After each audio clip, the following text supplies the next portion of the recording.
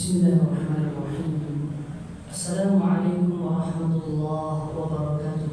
Waalaikumsalam warahmatullahi wabarakatuh. Alhamdulillahi kama hadana ila sabilil haqqi wajtabana. Wassalatu wassalamu ala rasulina al-mustafa man ja'ana bil bayyinati wal huda. Shalla alaihi rabbuna wa majjada wal ali wa sahbihi dawaman sarmada. Amma ba'du, qala Allah ta'ala fil Qur'anil Karim, a'udzu billahi minasy syaithanir rajim. Inna arsalnaka bil haqqi basyiran wa nadhiran wa la tus'alu 'an ashabil jahim. Shadaqallahu wa shadaqa rasulul karim wa nahnu 'ala dzalika minasyahidin wa dzakirin. Segenap pengurus Masjid Raya Al-Munawwarah yang kita hormati, begitu juga selanjutnya Bapak dan Ibu hadirin wal hadirat sidang jamaah maghrib yang semoga selalu dalam keberkahan, lindungan dan rahmat dari Allah Subhanahu wa Ta'ala. Kembali kita bersyukur kepada Allah. Alhamdulillah, pada malam hari ini Allah Subhanahu wa Ta'ala memberikan kita kesehatan, kesempatan dan kekuatan iman. Itulah yang membawa kita untuk hadir di rumah Allah ini. Semoga Allah selalu memberikan keistiqomahan kepada kita. Apalagi sekarang kita berada pada bulan Rajab, bulan di mana amal soleh kita dinilai berbeda di hadapan Allah dibandingkan dengan bulan yang lain. Karena bulan Rajab adalah satu di antara bulan haram, bulan yang dimuliakan oleh Allah Subhanahu wa Ta'ala. Mari kita meningkatkan kualitas dan kualitas ibadah kita di bulan Rajab ini, lalu kemudian melanjutkan ikhtiar itu sampai ke bulan Sya'ban, dan kita bermohon kepada Allah semoga keistiqomahan itu dilanjutkan di bulan Sya'ban, bahkan lebih. Karena Nabi SAW banyak berpuasa sunnah itu bukanlah di bulan Zulqa'dah atau di bulan Zulhijjah atau di bulan Muharram atau di bulan Rajab, tetapi justru Nabi itu banyak berpuasa di bulan Sya'ban, di luar puasa beliau bulan Ramadan. Maka kita berdoa kepada Allah, Allahumma barik lana fi Rajab wa Sya'ban wa balighna Ramadan. Ya Allah, berkahi kami di bulan Rajab dan Sya'ban, dan sampaikan kami bertemu dengan bulan Ramadan. Salawat dan salam kita doakan kepada Allah semoga disampaikan kepada Rasulullah sallallahu alaihi wasallam. Sehat Bapak dan Ibu? Alhamdulillah. Ini banyak orang damang gara-gara durian. Biasanya ibu-ibu daerah mungkinnya tak berkurang. Mungkin di berpuasa tadi. Alhamdulillah, semoga sehat kita dijaga oleh Allah. Tentu saja kita juga berupaya menjaganya, karena ketika sakit di bulan Rajab, sakit di bulan Sya'ban, itu kita mungkin agak lemah di bulan Ramadan. Mudah-mudahan Allah Subhanahu wa Ta'ala menjaga kita, terutama ketaatan kita kepada Allah. Kita lanjutkan kembali sirah nabawiyah kepada Ibu. Pada pertemuan yang lalu kita sudah masuk beberapa kisah masuknya ke dalam Islam justru orang-orang di luar dari Makkah. Ada Suhaib bin Shamit, ada Iyas bin Mu'az, ada Abu Dzar al-Ghifari, dan ada yang lainnya. Kemudian ada 6 orang petinggi-petinggi kaum Khazraj di Madinah itu bertemu dengan Nabi SAW dan didakwai oleh Nabi tepatnya di Mina. Dan alhamdulillah 6 orang dari petinggi Yahudi ini masuk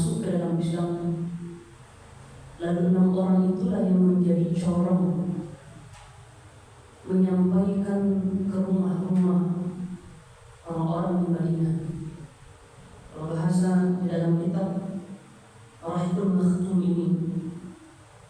6 orang itulah yang kemudian menyampaikan dakwah berita tentang Nabi ke rumah-rumah yang ada di Madinah. Sehingga dikatakan rata-rata Nabi sudah menjadi buah bibir di Madinah. 6 orang inilah yang berperan penting nanti membuat sebahagian besar orang Madinah itu siap untuk membela Nabi SAW. Nanti ada rombongan-rombongan yang berbangkat kepada Nabi, janji setia lalu akan betul-betul menolong baginda Nabi, mengayomi Nabi ketika nanti Nabi dan para sahabat sudah hijrah ke Madinah. Dan itu masih terjadi di tahun yang ke-11 dari kenabian. Dan ini adalah rentetan berita gembira yang diberikan oleh Nabi pasca Nabi ditolak di Taif. Nabi SAW kan ditolak mentah-mentah di Taif. Bahkan dilempari sampai kepada beliau mengalirkan darah hingga keterlupa Nabi SAW.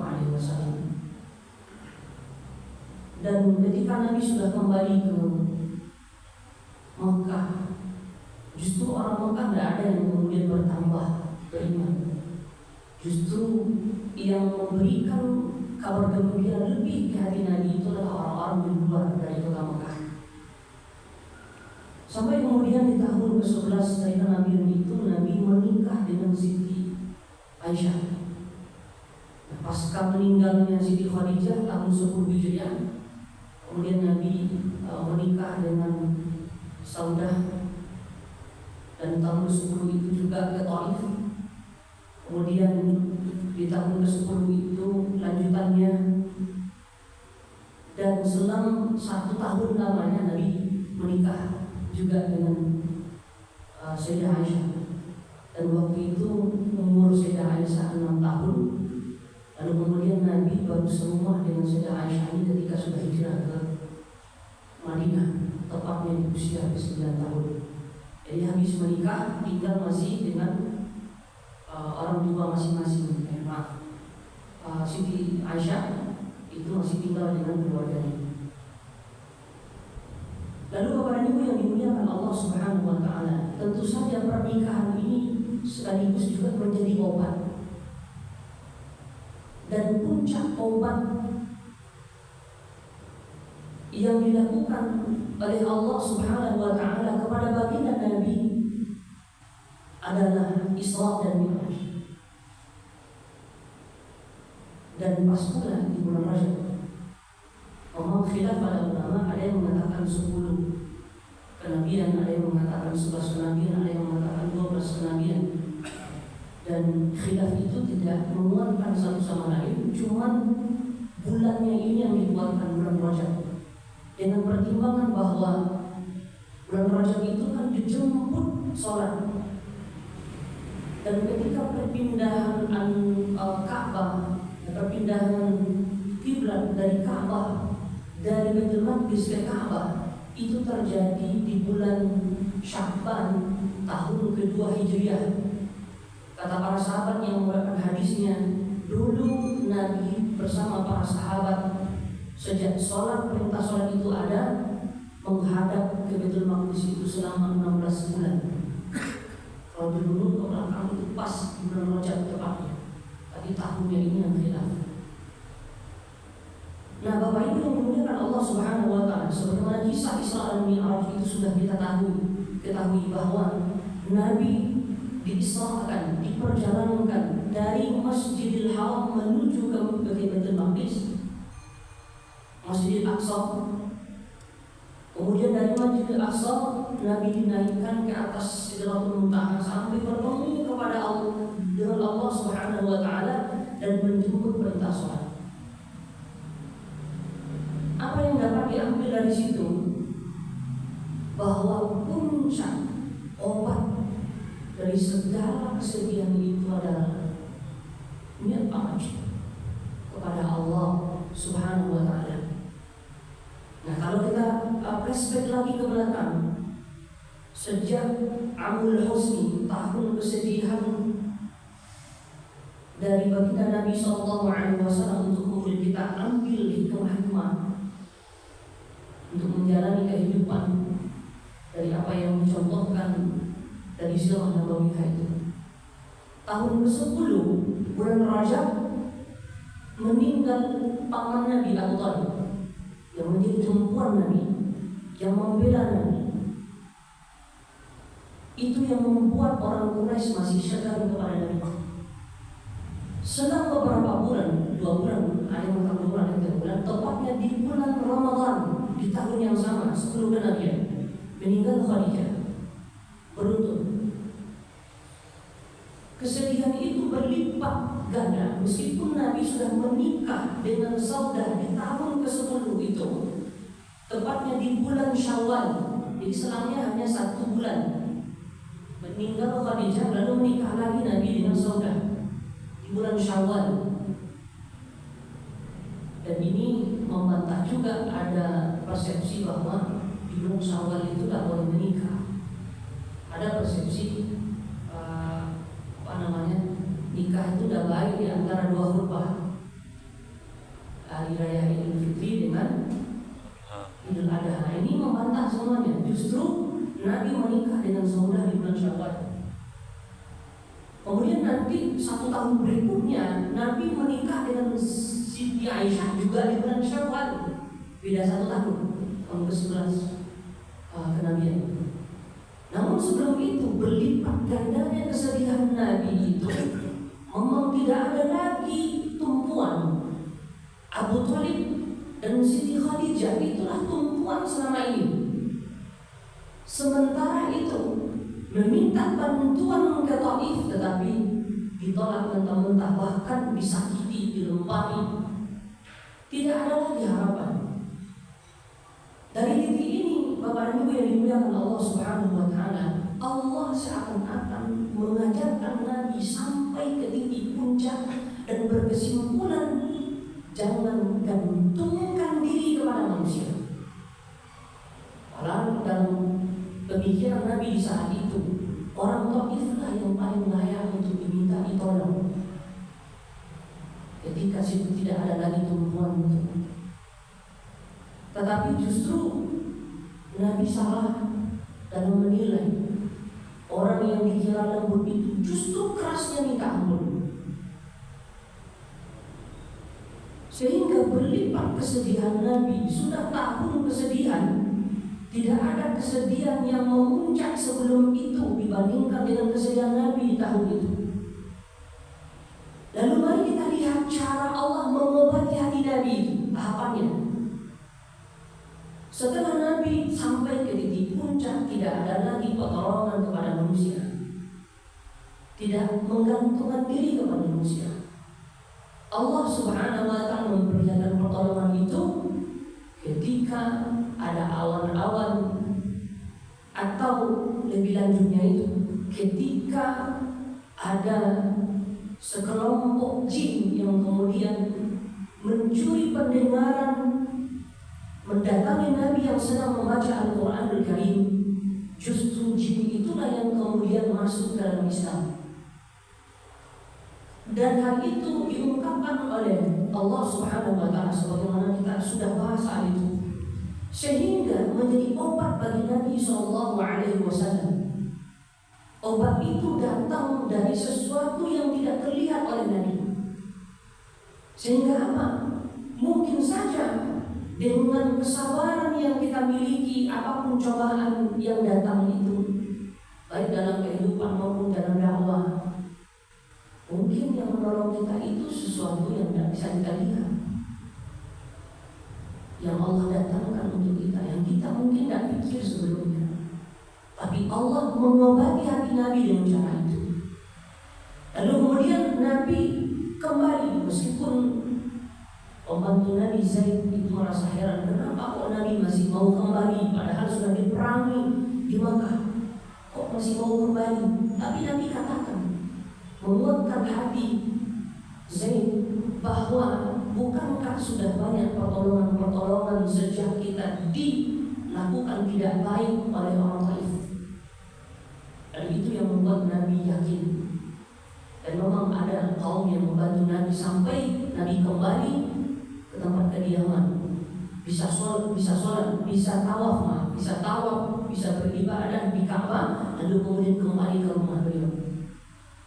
Itu cara Allah Subhanahu wa Ta'ala mengobati hati Nabi.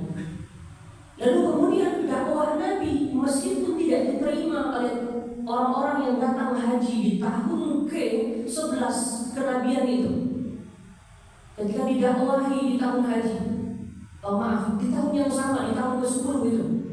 Jadi Syawal, Nabi itu dilempari dengan batu di Taif.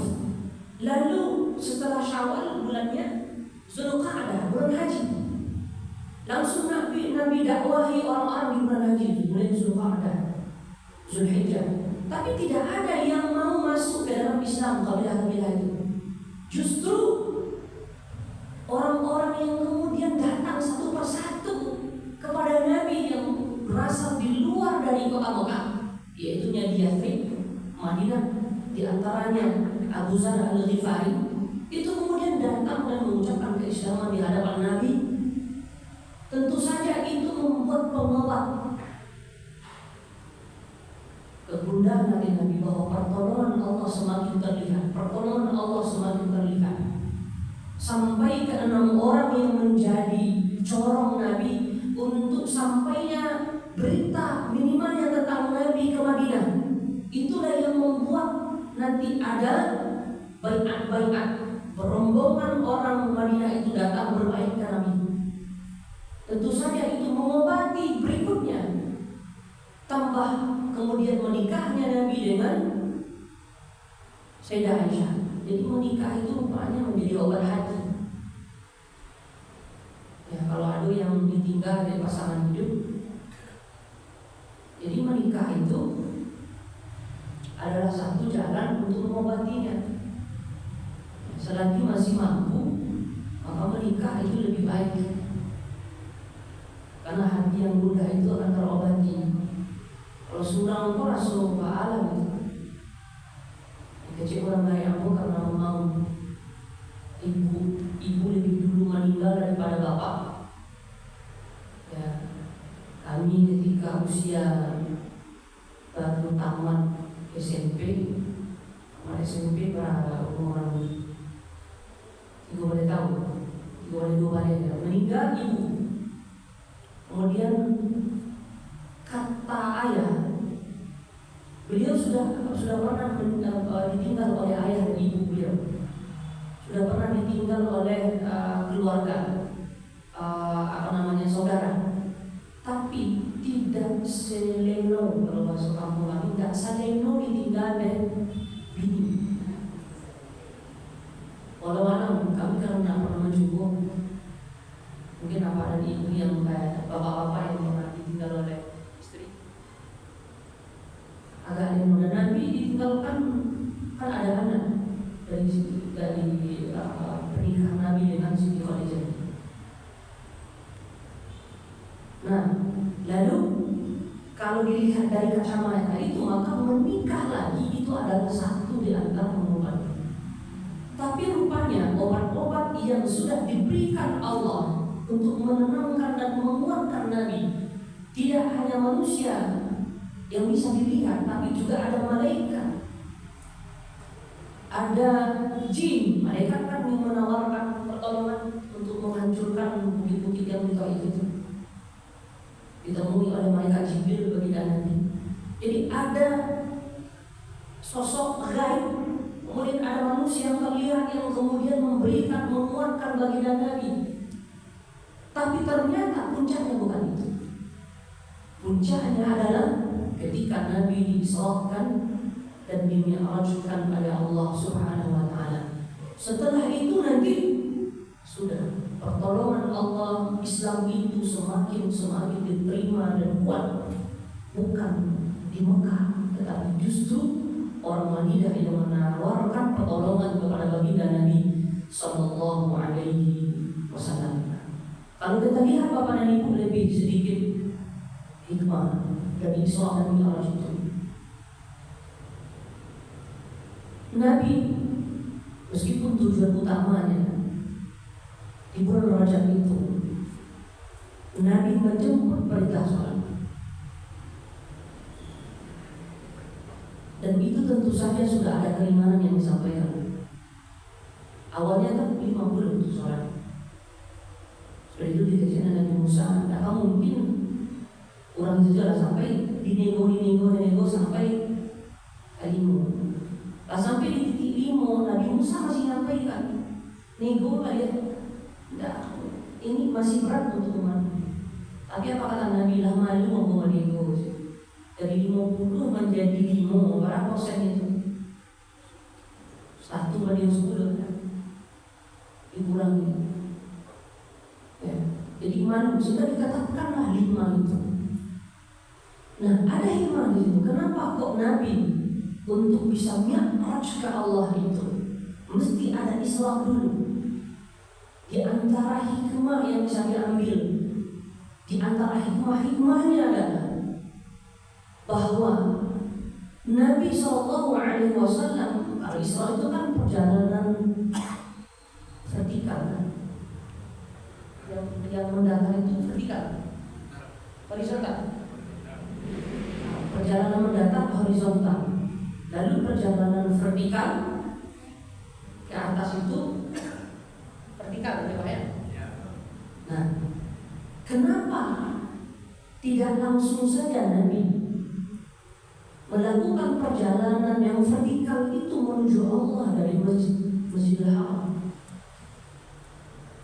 Logikanya biar cepat kan langsung saja dari situ. Tapi kenapa kok ada perjalanan horizontal dulu untuk kemudian bisa sampai mi'raj ke Allah? Di antara hikmah yang bisa diambil dari situ adalah saat Allah ingin katakan ke kita, untuk bisa sampai mi'raj ke Allah itu harus ada perkara-perkara horizontal yang harus dibereskan. Kalau hubungan horizontal itu adalah hubungan sesama manusia. Nah, orang akan sulit dia untuk bisa mi'raj ke Allah ketika yang horizontal ini bermasalah.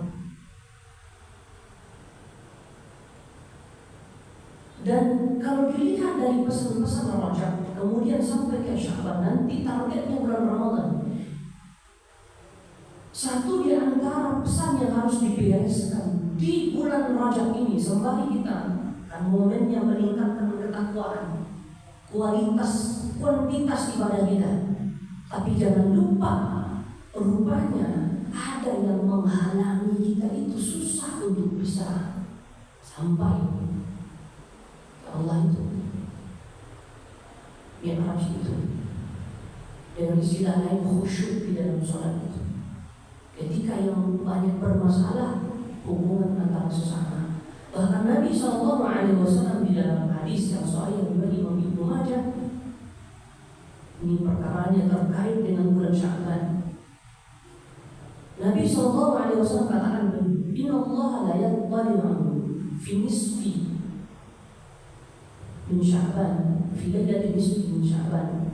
Allah itu turun ke langit dunia melihat orang-orang yang beribadah. Siapapun dari hamba Allah yang beribadah di malam itu, maka fayaghfiru li jami'i khalqi, Allah akan ampuni dosanya.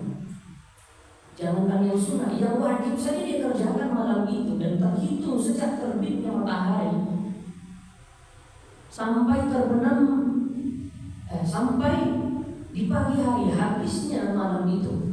Siapapun yang beribadah, maka Allah akan ampuni dosanya, kecuali 2 orang katanya. 2 orang ini tidak akan diampuni oleh Allah. 2 orang itu terhalang untuk bisa mendapatkan ampunan Allah. Siapa mereka? 1 musyrikin, orang muslim tapi syirik. Yang kedua, musyahirin, orang muslim tetapi membiarkan hubungan tidak baik dengan sesama. ketika kita lihat penanggalan atau cara Allah menyusun bulan itu, Rajab itu memulai untuk lebih taat. Dan tidak hanya kualitas kuantitas saja yang ditingkatkan di bulan Rajab itu, tapi memulai memuhasabah diri. Ada tidak selama ini syirik yang melekat di diri kita? Atau ada tidak hubungan yang tidak baik dibiarkan, hubungan yang rusak mungkin dengan orang tua sendiri, dengan saudara sendiri, dengan tetangga sendiri, dan begitu seterusnya. Bulan Rajablah momen untuk itu, supaya tidak sampai ke bulan Syaban. Dilihat dari pesan Nabi itu, jangan bawa sampai ke bulan Syaban pertengahan. Kalau sempat dibawa sampai ke bulan Syaban pertengahan, maka kita tidak diampuni oleh Allah. Ketika dikatakan, oh untuk apa kita diampuni oleh Allah? Kan nanti bulan Ramadan tujuannya untuk membakar dosa kita. Jawabannya, kalau dosa itu masih dibawa ke bulan Ramadan, berat kerja Allah. Diibaratkan dosa itu adalah hutang. Kalau masih dibawa hutang di bulan Ramadan, maka amal soleh yang kita kerjakan di bulan Ramadan itu banyak andil untuk membayar hutang. Aturannya, semua amal yang kita kerjakan di bulan Ramadan itu dapat menjadi tabungan kita. Tapi karena masih membawa dosa-dosa yang kita sebutkan tadi itu yang besar, yang membuat penghalang tidak diampuni, yaitu syirik, kemudian membiarkan hubungan yang tidak elok di antara sesama, maka masih banyak hutang Ramadan. Dan bahkan itu kalau kita telusuri dalilnya, kalau itu pun dibawa ke bulan Ramadan, khawatir tuh Ramadan juga tidak mampu mengampuni dosa-dosa yang berlalu itu. Itu makanya Jibril alaihissalam dalam hadis yang sahih Ibnu Khuzaimah, di dalam khutbahnya Nabi SAW membaca amin 3 kali. Dan amin Nabi itu rupanya mendengarkan pernyataan dari malaikat Jibril. Satu di antara pernyataan malaikat Jibril yang diaminkan oleh Nabi itu adalah Ar-Rahman farajul dakhala Ramadan wa lam yughfar lahu. Celaka seseorang yang dia sudah disampaikan ke bulan Ramadan, tapi dosanya tidak diampuni oleh Allah. Di antara yang menghalangi kita diampuni oleh Allah Subhanahu wa Ta'ala tadi kedua itu. Meskipun katakanlah sejak bulan Rajab kita sudah tingkatkan kualitas dan kuantitas ibadah kita, sholat kita sudah banyak rawatibnya, sholat duha kita sudah kita mulai memperbanyaknya dan istiqamah. Begitu juga tahajud kita sudah mulai istiqamah di bulan Rajab. Tapi jangan lupa untuk memuhasabah diri kita pada 2 hal itu. Dan bulan Rajablah tempatnya, karena Nabi SAW untuk bertemu dengan Allah Mi'raj itu dan langsung diangkat dari Makkah menuju Allah. Tetapi ada perjalanan horizontal, seakan-akan dari titik itu Allah ingin katakan susah sampai orang ke Allah itu kalau persoalan yang horizontal itu terabaikan. Itu pula mungkin yang menjadi sholat kita susah, ada ruhnya, ada kekhusyuannya. Mungkin ada permasalahan-permasalahan yang membuat hati kita terhijab. Kita sudah memulai semuanya dengan baik, wudhu dengan baik, kemudian melaksanakan sholat dengan baik. Tapi hati ini kadang-kadang susah menemukan rasa khusyuk itu kepada Allah Subhanahu wa Ta'ala. Bahkan tidak sedikit yang mungkin ini, dan dia dijadikan dalam fikih itu satu di antara yang membatalkan sholat. Apa itu? Orang yang mendehem yang batuk, mendehem, batuk dengan sengaja di dalam sholat, itu berpotensi membatalkan sholat. Dalam kitab Fiqhul Manhaj al-Madzhab Asy-Syafi'i itu dikatakan, kalau batuk yang disengaja, kalau dehem yang disengaja itu bisa tersusun 2 huruf, maka membatalkan sholat. Maka hati-hati itu. Ada orang yang sengaja mendehem, biasanya itu mungkin karena ada pesan di situ, tujuannya berpesan. Tapi hati-hati, ketika itu bisa disusun 2 huruf, artinya disengaja, bukan karena mau membantu itu berpotensi membatalkan sholat. Dan ini kalau tidak dikaji fikih itu dengan baik dan benar, maka ada peluang-peluang di sini yang banyak tuh. Kadang-kadang boleh kok ketika sholat itu lebih hasil dengan batu, lebih hasil mendehem. Tapi dah sudah sholat itu hilang salah tuh dehem tuh.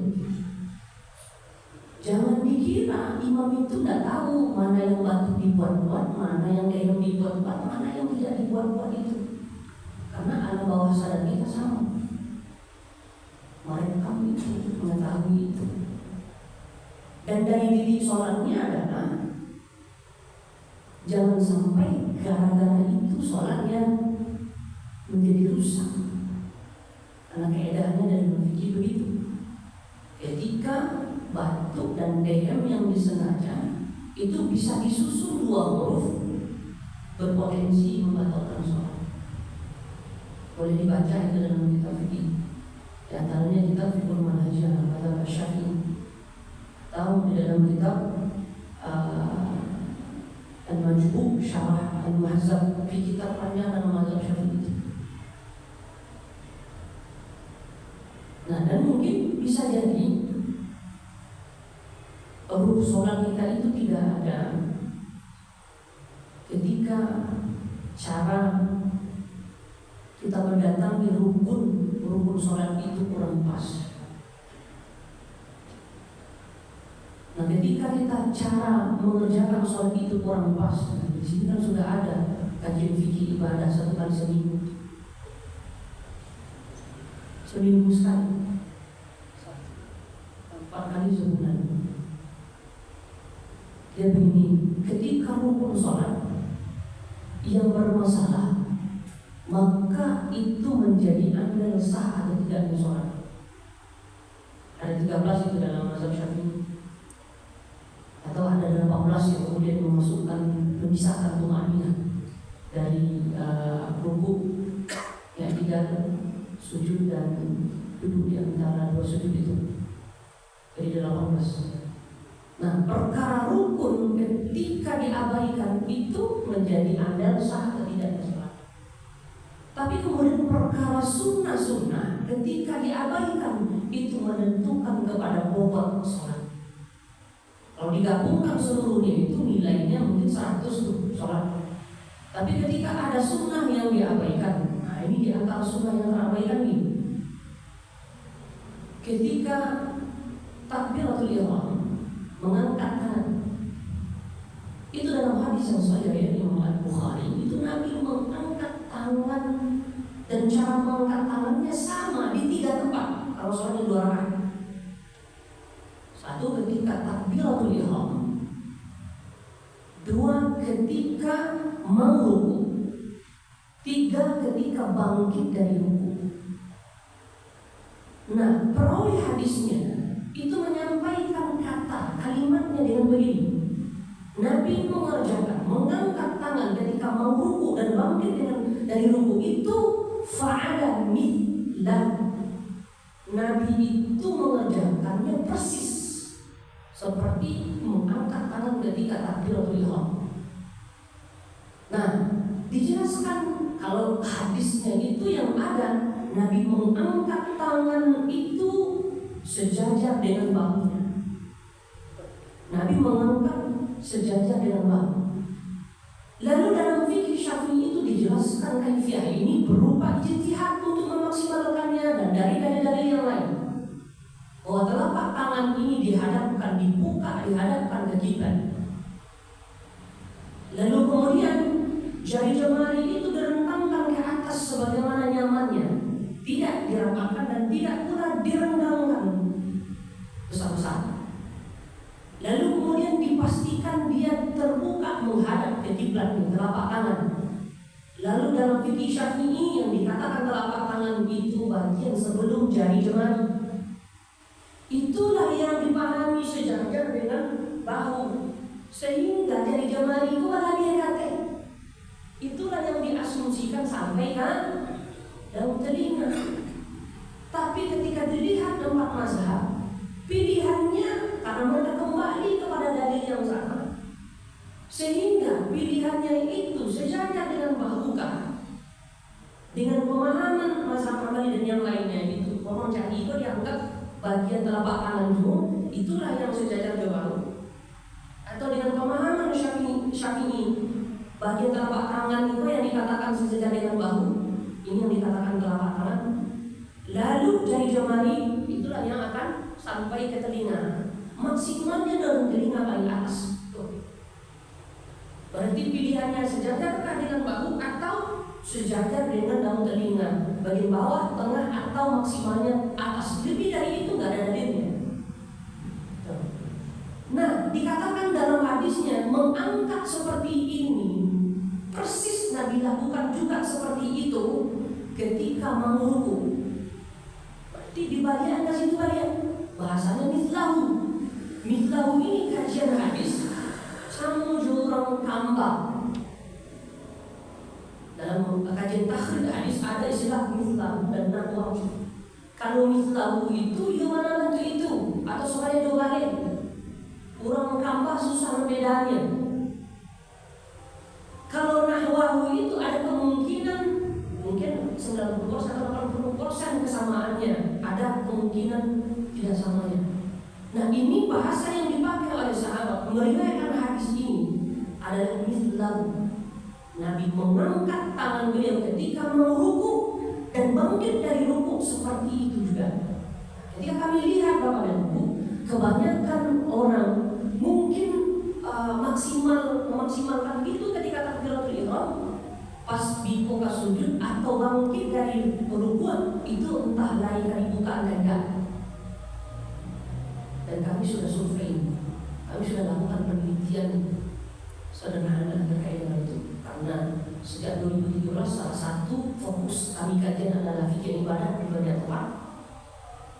Dan satu di antara yang di penelitian dosen itu ada penelitian pengabdian itu yang satu yang kami teliti. Memang banyak orang yang mungkin yang memaksimalkan di saat takbiratul ihram, tapi ketika mau ruku dan bangkit dari ruku entah mau diangkat atau tidak. Padahal hadisnya itu jelas bahwa Nabi mengangkat seperti beliau mengangkat ketika takbiratul ihram. Ini memang sunnah. Tetapi sunnah ketika kita datangi dia tidak dengan semaksimal apa yang dilakukan oleh Nabi, ini berkurang. Ini yang kita katakan, yang memperkeras sunnah itu akan ambil andil kepada bobot sholat kita. Tapi perkara rukun akan mengambil andil kepada sah atau tidaknya sholat kita.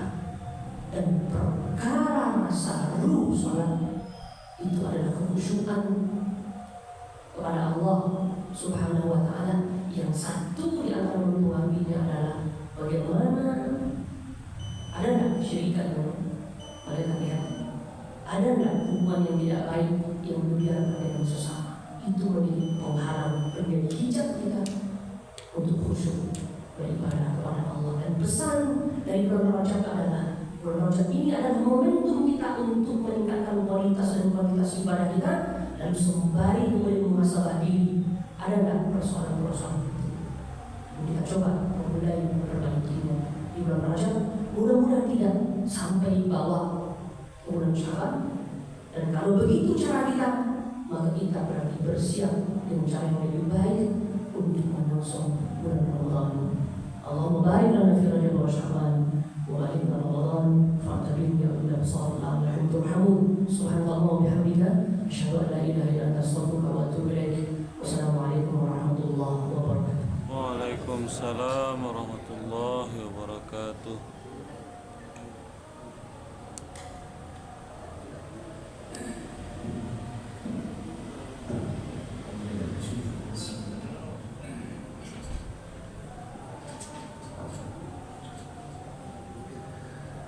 Allahu Akbar, Allahu Akbar,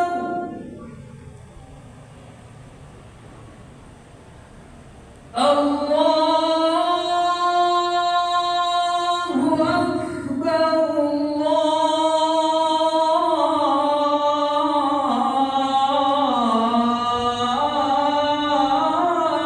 Akbar.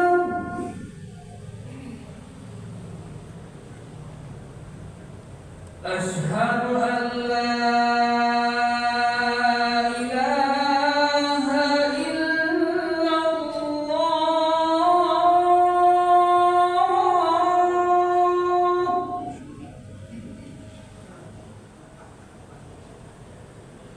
Asyhadu an la ilaha illallah.